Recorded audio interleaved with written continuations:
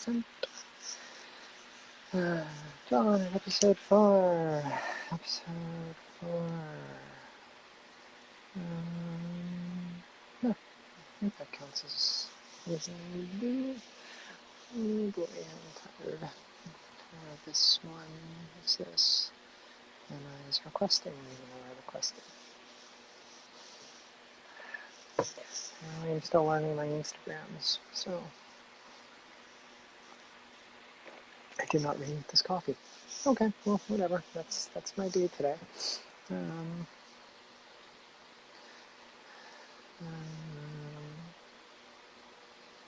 sent a request to you, and I saw you requesting?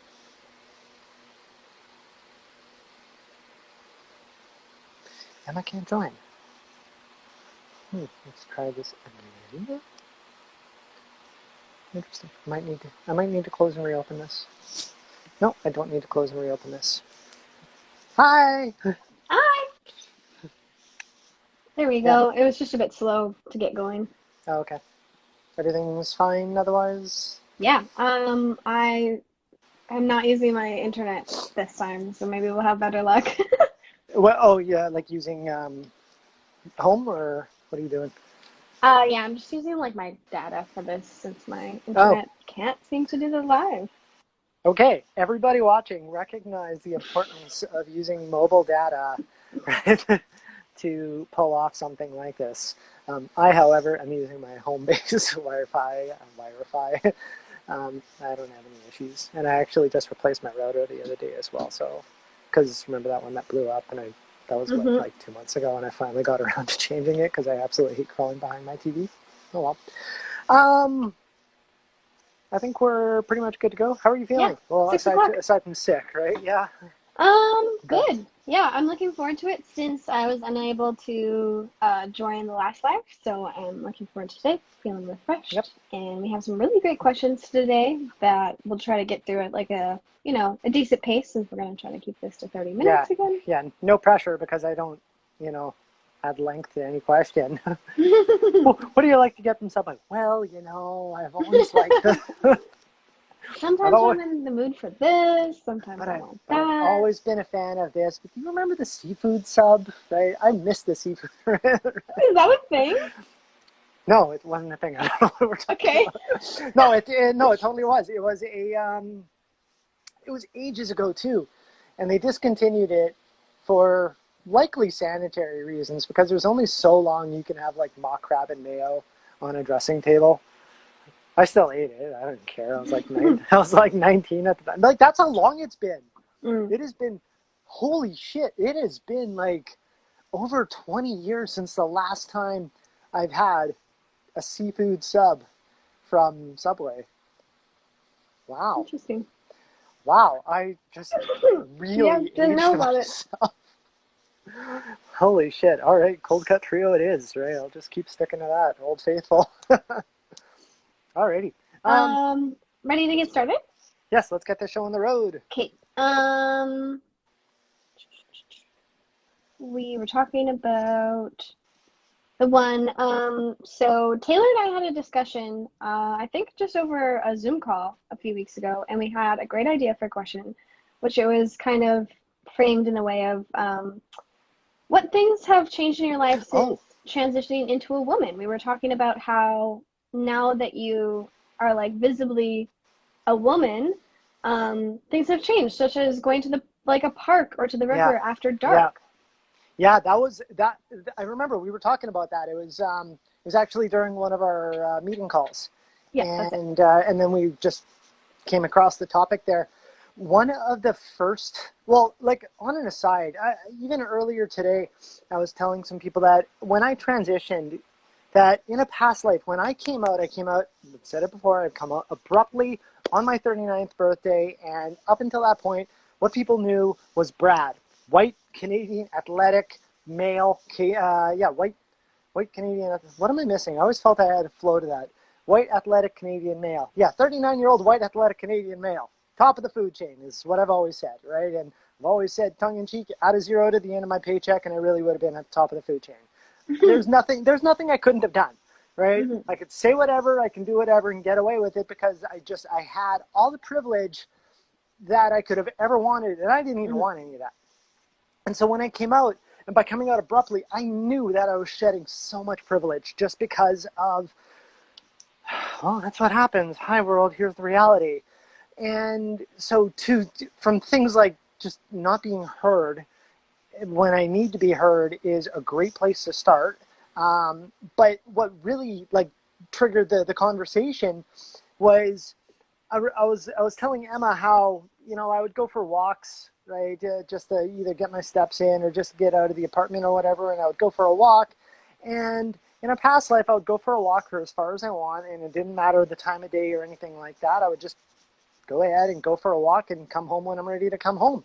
And it was in fall of last year, so when the sun was setting earlier, there's a grassy area nearby, there's a river nearby, and I've always just liked going there and just enjoying myself and just enjoying the calmness of the area. And it was late at night, the sun was already set, it was like, I don't know, 8 o'clock or something like that, so it's not late, but and I stopped myself. I'm like, I can't do that. It's dark. It's scary. Mm-hmm. And I shouldn't say it's scary because, no, it's scary, right? Because, like, you're going to see a blonde sitting under a tree at 8 o'clock at night, right, with the sun coming down, right? Like, the world's not safe for that. And it was a gut punch. It was a gut punch for myself to just even have that recognition that, like, that got taken away from me. I try to be that type of person to say that it got taken away from me, because I always try to like look over that and be like, no, these are decisions you make yourself or whatever. But no, it got taken away from me because of the way our society is built, that it is functionally irresponsible to go sit by the river late at night, right, when you just want to mind your own business, but other people are not going to respect that or respect you. So that was huge. It was absolutely huge in that shift, that absolute shift of position, right, in society. It was like I said, it was a gut punch, and it was an infuriating gut punch because of it's bullshit, right? Like, me as an individual, nothing's changed, Exactly. right? Like it's utter bullshit, right? That, like I said, right, that to, well, just to essentially present as female, right? Because like it's what the first instinct is. It's presentation of female long before any other, you know, stalkers or abusers or whatever, right? They don't know anything else aside from seeing, you know, a pretty girl with long hair, right? Mm-hmm. And then they act on that. So I'm grateful for the fact that I'm 6'1". I was just So about to say, at least you're yeah, tall. yeah. I'm grateful that being 6'1" and athletic, that I think you could fend for yourself, but I I don't ever want to have to be in that position, and nobody should ever have to be in that position. But I'm grateful that, like, even times when I just be walking down the sidewalk or whatever in busier areas. In a past life, I couldn't care ever. Actually, if anything, the only times I would ever just kind of keep my eyes open and be like, "Did she look at me?" Right? You know, because they're like single, and I'm like, "Oh, there's a babe," right? But, right? And be I like, feel like you you know, still do that though. I still do that. Probably, right? Yeah, I still do that. I will absolutely be like, "That's a babe," right? And let's, and it's like when I got glasses for the very first time. One of the first things I appreciated of getting the same sunglasses that I had was because they had wider bands. I'm like, oh, I don't get noticed, right? But still, right, where, you know, that would be the only reason why I would pay attention to anybody else anywhere, right? Because I'm like, but now to literally be mindful of like looking in reflections in mirrors, right? To not Mm-hmm. be obvious that I'm looking behind me, but I'm using tools around me to make sure that I'm safe. Mm-hmm. And it's unfortunate, right? And it's funny. It's a natural thing. I never had to like read a book, be like, make sure you need to do this or whatever. But it is a functionally natural feeling that that people are predators and just don't care about you. It's disgusting. Yeah. Yeah, and it, like I said, is it's frustrating. Yeah, and like I said, I'm grateful that I'm taller, right? And especially come fall, right, where I'm wearing like heeled boots or whatever, right? 6'1" all of a sudden turns into 6'4". I don't care what you say. I can pick you up by your jeans hem, right? Like I'll carry you like a shopping bag. I know I can. Oh my So, God. but like, and that's one of the differences. So like, I have a ton of empathy for, like, especially for women who are like so much like more portable. Right? That's Right? literally me. Yeah. Yeah. And it's scary. It is scary. I have in a past life been cornered by 4 men at once, and I did fight my way out of it. It's not a fun experience, but like to have the bravado of 4 men try to pin me in a corner of a room, like it did not go well for them, and I hate trying to put that flex on there or whatever, but like for them to have that mindset that they can do that and get away with it was it's just it ain't right. It ain't right. But yeah, like just the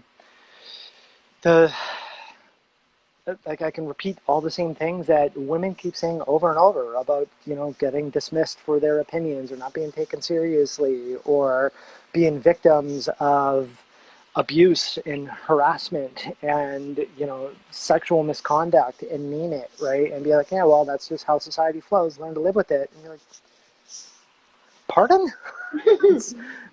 I'm sorry, I didn't realize that was just, a fucking certificate that comes along with, with the gender. But it's but the absolute biggest gut punch, like I said, was that first realization of like, I can't even sit in the park anymore because simple things.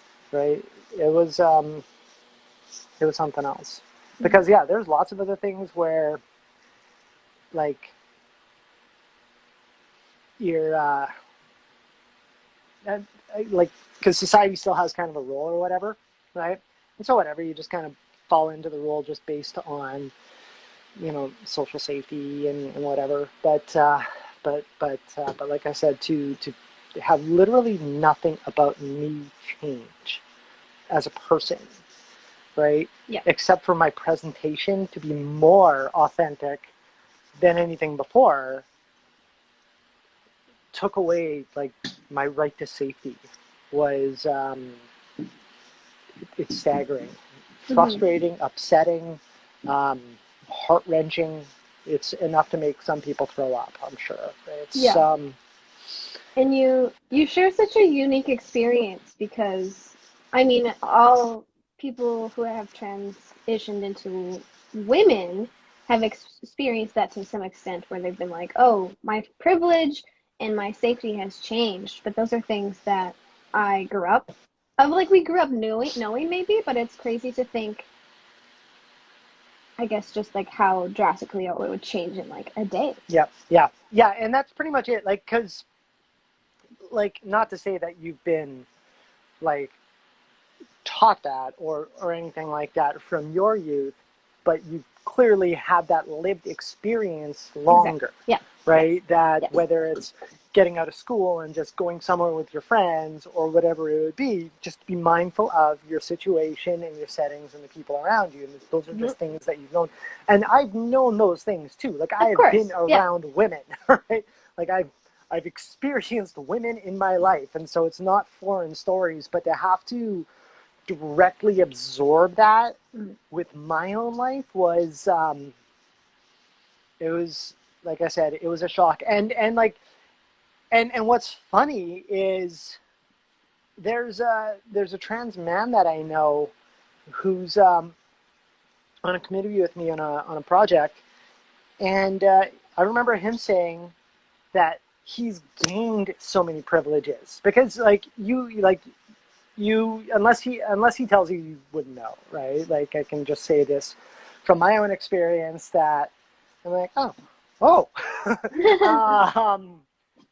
And he's like, yeah, no, I'm one of the boys and whatever. I'm like, yeah, crazies, right? And like, Yeah. and we joked about that, right? Where it's like pretty good, eh? He's like, well, not really much to complain about because no one really gives me any complaints, right? It was it was cool, right? But like, and cool in the sense of like, it really shows just the gender structure of our society, that trans or not, right? You look like a boy, you get treated better. Weird system, right? But yeah, it's like I said, that was what an awakening. I remember just like, wow, cool. Um, This sucks. yeah. I was like, okay, well, I guess I'll schedule my sit in the grass time from 4 to 4:30. Yeah, Right? literally like 12 hours out of the day you can no longer be outside by yourself. Yeah. Like it cuts your Right. day in half. It's wild. Yeah. Right. If we Nuts. wanted to move on to the next question, which is kind of an exciting one because today Taylor completed Oh. her Run for Women run. Okay. And I would love it if you could fill in our audience on that a little bit. But the question kind of related to that was that you were part of an Instagram post by Run for Women, and we would like to know what that experience was like for you. Like it's amazing to have a transgender woman advertised on a business account that's related to, we've talked about it, like what was it, Run Room and Shoppers Drug Mart. It's a big deal. It's it was humbling. Yeah. So today was the last day of Run for Women week, and what Run for Women is, if there's any listeners in the States, for example, or if anyone's just not aware, Run for Women is a nationwide program in Canada that goes across 18 cities, where the goal is to raise awareness about women's mental health and to fundraise accordingly for that. This year, Run for Women's target was $3 million, and they exceeded that, which is fantastic. I actually was talking with the national director earlier today, and he said they blew past it, which is exciting. Wow. Because, yeah, it's awesome, and especially considering the way that women's mental health needs have, I don't want to use the word skyrocketed, but it certainly has escalated significantly because of COVID, especially when you kind of considering the last thing we were just talking about, more times at home with domestic, right? When it comes to families, when it comes to the responsibilities put upon women, and it's gone through the roof. And so to, blow their target out of the water is pretty wild. And so for myself, what I ended up doing as a challenge, I've been participating in the run since 2016, and I started doing that as a promise to someone really important to me, as a commitment to her, to just always do the best that I can, to just be learning and to be just as supportive as possible for her own mental health needs. And like I said, I made a promise, and so a promise made is a promise kept, and I've participated in the run ever since.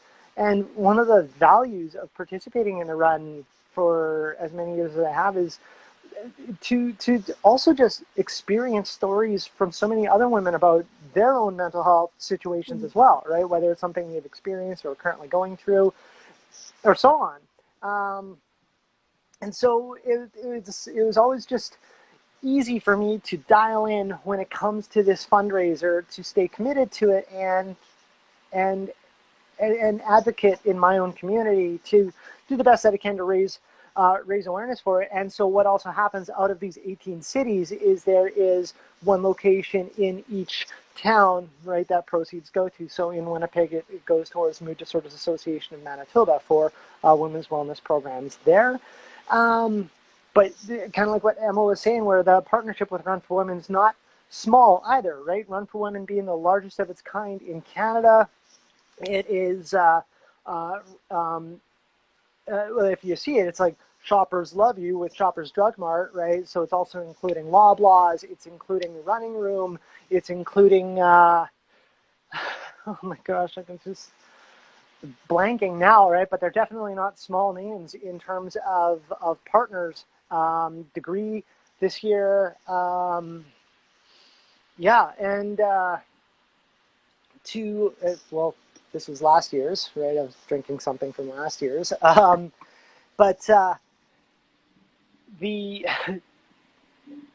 and so I did the run, and normally, like I said, I aim for $1,100 as my own habit, but because of my fear of thinking I wasn't going to be able to fundraise anywhere near as much as normal after I came out as a trans woman, I also added some challenges to my personal campaign, and not even just about being trans, but also with COVID, knowing that it was more difficult for collecting money, right? Where cash transactions, for example, weren't like, even if people had cash, I didn't want it. I did not, just because of COVID, right? I wanted to make sure to be responsible as much as possible when it came to those sorts of things.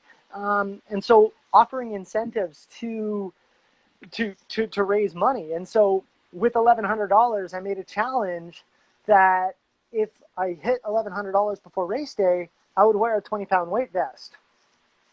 And so it blew that target out of the water early. I'm like, oh, fuck. So, which is good, right? I like my cardio, right? But and it's funny. I like my cardio and I hate running. I'm not built to run. I hate running. This event is the event I run in, and I hate running. So every day when I'm running, I run it because I love it, but I hate running. So figure that out. If only there was some place with like women's mental health programs that I can figure it out. But nonetheless, though, that I offered to, wear that weight vest, and I put a second challenge that I honestly didn't think I was even going to get close to achieving, but because my 40th birthday was this year, I offered that if we managed to double my campaign before my 40th birthday, I would wear another 20-pound weight vest, so 40 pounds for 40 years, if we get $2,200. So then shortly before my birthday, we ended up getting $2,400. So I'm like, okay, all right, cool, 40 pounds, no problem. And so I ended up doing the event. And so what happened today with the event was something a little, I wasn't expecting it, because last month my treadmill belt broke, and I ended up getting it replaced, and then it broke again because there's something on the treadmill clearly was out of place and I didn't see it, so whatever, right? But I was not expecting to force myself to go onto a track because it's hot out. It doesn't even matter if it wasn't hot out, but at least being inside, it's controlled climate, I can control things with the treadmill, I can have a shower immediately after. None of that was an option anymore, so I ended up going to the track, and it was high 20s for the temperature with pretty high humidity as well. And did a 10K run on that track wearing 40 pounds of weight vests. And the time, I believe, was 1 hour and 17 minutes. I think it was something in that neighborhood. It was 1:14 or 1:17 or whatever, which was amazing, to be honest. I was expecting it to be a lot higher, right? My splits were a lot higher than, or a lot lower than I expected. I wanted to go less than an hour, but let's admit that I'm wearing 40 extra pounds, and yeah, that's crazy. And it's close to 30 degrees Celsius. I don't know what that is in Fahrenheit for anybody on the US side. I'm gonna hazard that's got to be in the 90s. Yeah, I think it's 90s. Yeah. Right. Well, hang on. What is 28 degrees Celsius in Fahrenheit? 82.4 degrees Fahrenheit. So I'm way off, but anyway. Right? We're in the general area. Yeah, so 82, so still, that doesn't make it any cooler, right, than 28 degrees Celsius. So regardless, that I did that. It was hot. I drank a lot of water. Got side stitches. I got all the fun stuff, but managed to pull it off. And that was it. So that it was awesome, and to see just the gratitude from people to participate in the event, and to just see the excitement from so many others to also participate in the event as well. So now the feature. Holy shit. When I last year when I was doing the event, I as I mentioned earlier, it came out super abruptly. And what that did is also kind of disrupted my personal timeline of when I was expecting to like socially transition and so on and so on. And so with that as well, that also kind of threw a wrench in the run, because the run was in late September of last year. And the date of the run was about a week after I socially transitioned as well, or when I went full-time as well, whatever too. But earlier in September, when I was going to one of the running room locations to pick up my race kit, I had an experience that it was not a negative experience. I don't want to make that clear, but it was an experience that reminded me why, when I came out and made an affirmation to educate and advocate, that it's one of the reasons why I needed to do that. Where I go pick up my race kit, and I was just going to do the race as Brad, even though that socially full-time, Taylor and whatever. Back when I was picking up the race kit, I was still in like full-out potato boy mode and whatever, wearing a mask. Hair was longer, right? Not this long, right? But it was like, I just, whatever, hoodie and jeans and whatever. Brad was out, right? And so I go to pick up the race kit, and the lady who was giving me my swag bag, she gives me the material, excuse me, and gives me my shirt, and then she gives me this little bracelet, nice little bracelet, and says that, and you can give this to somebody. And that's the part that upset me, right? Because it was that assumption. And it wasn't upsetting me as in I felt personally attacked, but it came to, like, it was one of those things. It was like, this is why it's so difficult for trans individuals in this world, because of the assumptions, right? And then the assumptions turn into the beliefs, and so on and so on and so on. And even though that I know that and it's funny where I say this lady, right? I shouldn't even be gendering either, right? Because I didn't get her pronouns or anything like that as well. So the volunteer is a better way to phrase it, right? I'm not wrong. No, I agree. Right? Because it's hypocritical if it'd be like, lady, and then assumptions. Right? But point standing, nobody's perfect, and I'm definitely not perfect either. So regardless, though, so the volunteer hands me the material, and they say about the bracelet, it's like, and you can give this to someone. And that's the part that upset me, right? Because that's where it was in my head. I'm like, and so I'm driving home, and I'm like, this is sitting with you. This is upsetting you more. Why, right? And like, I'm asking myself, why is this bothering me so much? And it got to the point, then, just like last week, doing it again.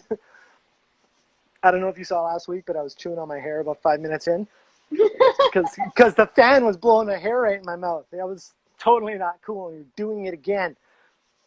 I'd recycle you if it wasn't so hot out. But actually, I'd sell you for scrap. At least give me something back. But so I'm going home. I'm like, this bothered me, and because of the assumption. And then I say tongue in cheek with that too, that it's like, I don't even have anyone to give the bracelet to anyway. Right? So now I'm like, now I'm really upset. I'm like, you're really rubbing it in. But, right? Because like, what? I can't have it, and you're just reminding me that I'm single? Thanks. But so I get home, and I figure I'm gonna.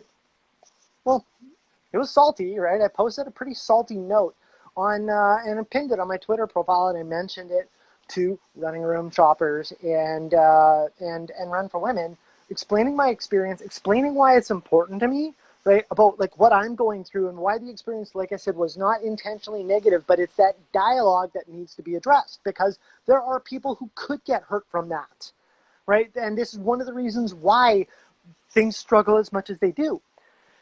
And so sat on it for a little bit, and then I ended up getting an email from the national organizer of Run for Women shortly after, an incredibly heartfelt email saying, like, to paraphrase, it was like, holy shit, we thought we had everything tied up in a bow, and we didn't realize that there's an entire dimension that we didn't even consider. And it was so heartfelt, like it floored me. Because I was hurt, and especially so soon after I like made an affirmation that I need to come out and help advance change and visibility, to have an organization that reaches from coast to coast be like, we hear you and we'd like to work with you to make sure that this is acknowledged going forward. And Ted asked, was like, can we just get through this run and then work on the next one? Like, yeah, COVID's fucking burning everything. Let's just get through this run. Everything's fine. It was the same with sports too. It's like, yeah, just like COVID's like lighting fires, put the fires out, and we'll worry about things later. But yeah, and then so from then on, it was just be part of meaningful dialogue with the Run for Women team about, okay, what do we do? How do we advance things? And the amount of homework that they've done themselves. And like, and even reaching out being like, did you know these stats, right? We found these stats and this and that and whatever. And bouncing drafts off of me of like, you know, whether it was inclusion policies or, you know, however they wanted to phrase dialogue and so on. And like, and then to be offered to be featured, right, during Run for Women Week as a trans woman athlete. And like, and don't get me wrong, the $2,200 and the weight vest, of course, was a stunt that was worth attention in itself.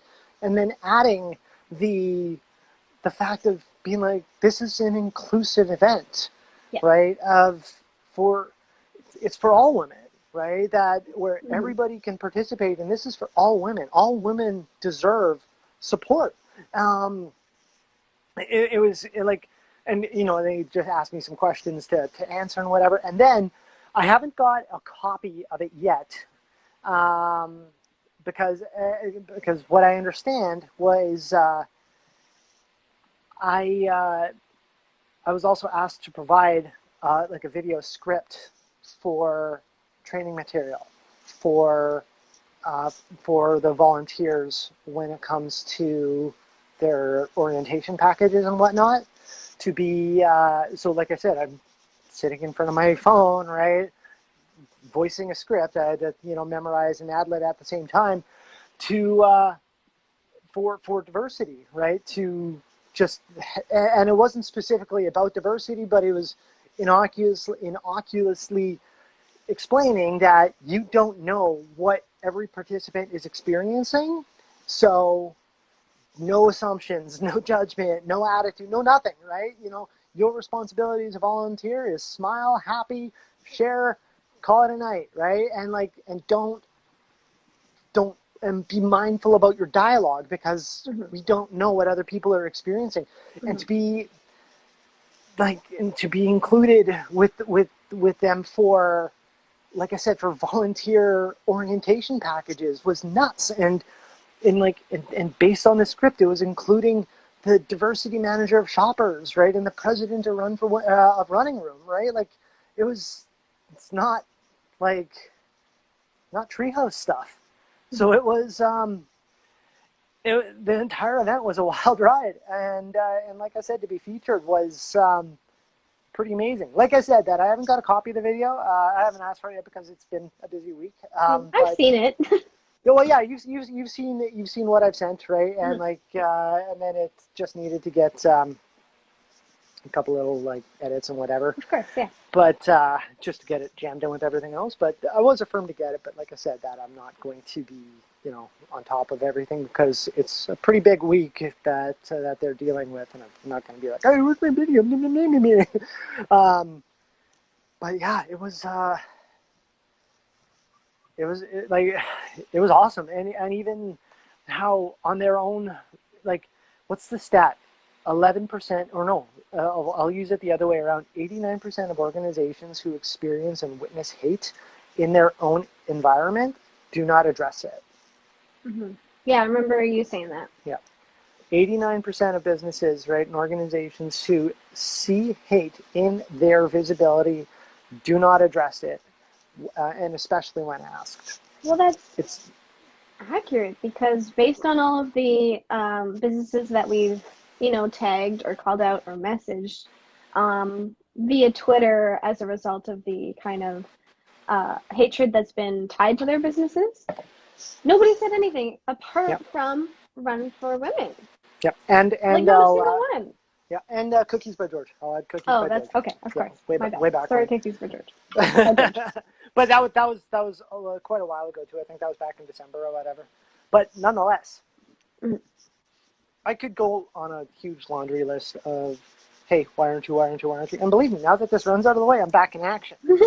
Fuck, you better believe I'm back in action, right? Because I put this, like, I put a lot of extra time in cardio, right? Because, like, 40 pounds, just by the way, if anyone hasn't done that, try that. Do a lap, I right? can't. I literally don't think I could walk a block. Like, Right? And, like, and I'm mindful about that because I consider people, like, people in the military, people who are, like, professional athletes, like, that, you know, people who their day-to-day is based around their physical well-being, and they've got trainers or they've got reasons to go ahead and do those things. Sure, you guys are like the 1% when it comes to that type of workout. But Joe Lunchbox out there, grab 40 pounds and do a lap. Let me know how it goes. Right? So I'm fucking proud of myself for what I did. But like I said, now that that's done, I can finally tone that down a little bit. I'm still going to work out with weight vests and whatever, but now I don't need to worry about like hour and a half long treadmill sessions. yeah. Right? I can go back to like 30 minutes and have an hour of my life back, not staring out the window. But so you better believe that I'm going to start getting back in action, and I'm expecting it from my higher roller team as well too, to like, okay, let's get these tires spinning again, because now Taylor's got this off the plate and this bullshit needs to be addressed. But for, like I said, for Run for Women to go ahead and take that stand and be like, we acknowledge this abuse and we don't condone it in our ecosystem. This is wrong. This is, it's like, and however they phrased it, it was beautifully written, right? But it, like, the amount of organizations that don't do that is staggering.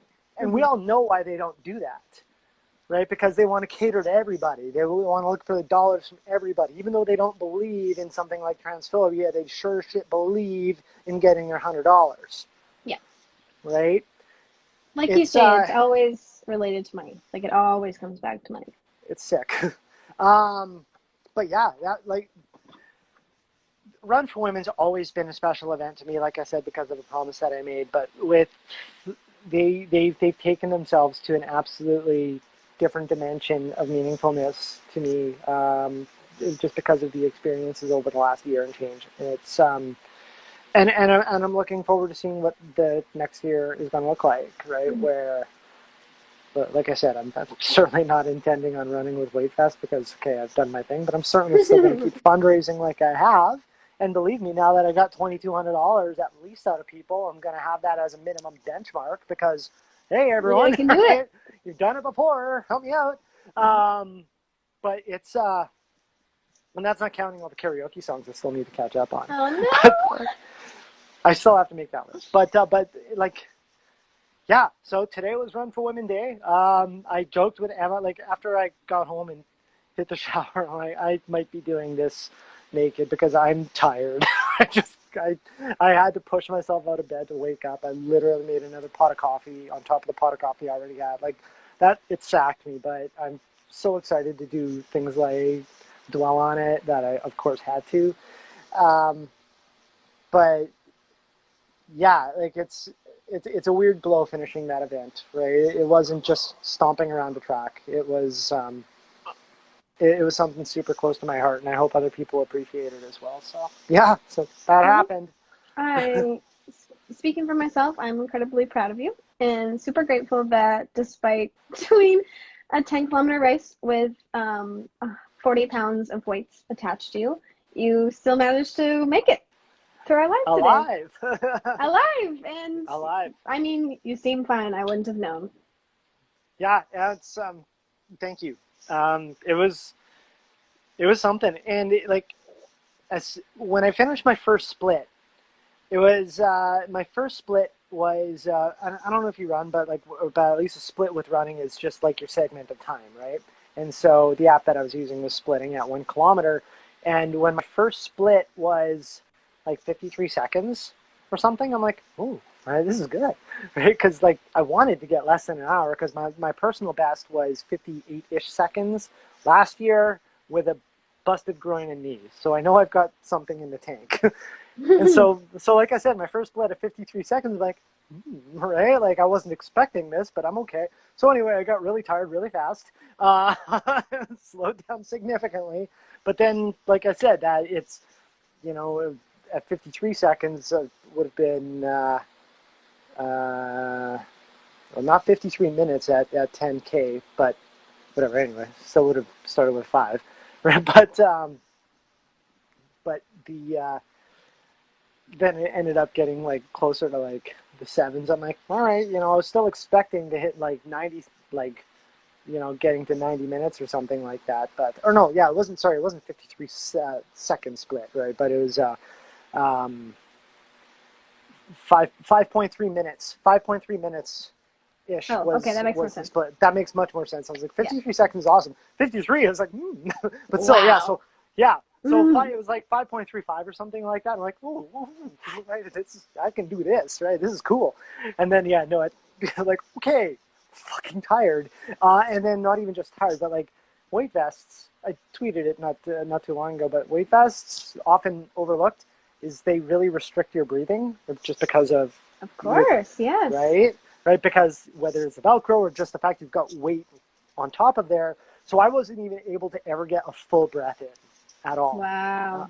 Yeah, it's and like there are some weight vests that are helpful with breathing. Both of mine are not. So so yeah, between that and like high humidity, high temperature, I'm pretty proud of what I was able to pull off, and I'm happy that that people enjoyed it as well. It was an awesome event, and I'm grateful it's done. I'm not going to say I'd love to do it again. I'll be more than happy to do another 10K, but not like this bullshit. But it was super memorable. That was an awesome question, right? I'm really happy to be able to have answered that. Good timing, right? Considering today. So. Well, great. That wraps us up at 40 minutes. So if you're okay with that, we of course have more questions, but we are doing this weekly, so we can always address them next time. Yeah. I'm looking forward to seeing what's left in the tank there. Sorry, that one turned into a longer answer. No, it's okay. They were really long questions. I figured we'd only get through a few today anyways. No, that was awesome. I really appreciate that. Thank you, everyone, for checking this out, and everyone who tunes in later. And keep those questions coming to our DMs, and we will answer them accordingly in future episodes. Right? So funny. We sound like YouTube. Make sure to like and subscribe. Is there a button? I don't know. Yeah, you were actually pointing at it. You were. Wait, right here? Yeah, that way. Okay, no, touch this one. Maybe not. We're doing something. We're pointing at something. If one of these does good things, do it. Okay. Bye. Later. Bye.